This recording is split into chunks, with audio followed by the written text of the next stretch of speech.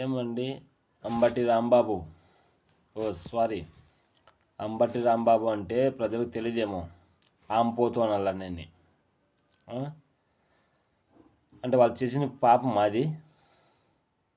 YCP నాయకుల మీద అభిమానం పెంచుకున్న పాపం అది.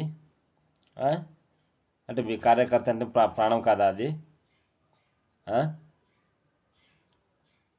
మిమ్మల్ని అభిమానించుకొని చేసిన పాపం అది వాళ్ళకి. చనిపోయింది మా కార్యకర్త, మా అభిమానుడు అని చెప్తున్నారే, ప్రాణం కాదా అది? నీ ప్రాణం అలా పోతే ఎలా ఉంటుంది?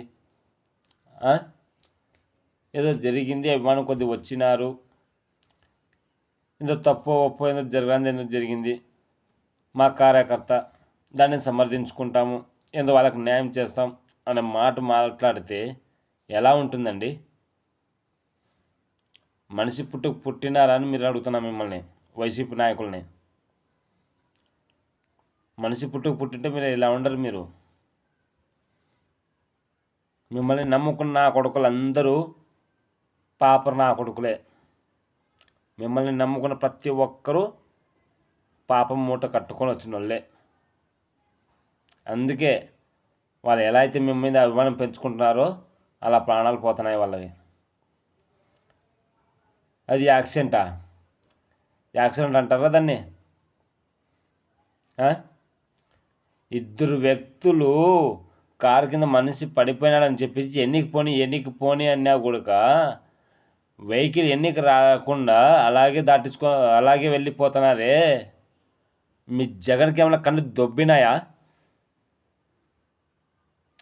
మీ జగన్కి కళ్ళు ఏమైనా దొబ్బినాయా అని అడుగుతున్నా నేను. ఎందుకు ఇలా తయారైపోతున్నారు? అంటే గతంలో ఇప్పుడు రాబోయే కాలంలో మీరు ముందుకు వస్తామనుకొని మీరు అలాంటి పనులు చేస్తున్నారా, రాకూడదని చేస్తున్నారా? అది మీ మైండ్ మీకే పనిచేయడం లేదు.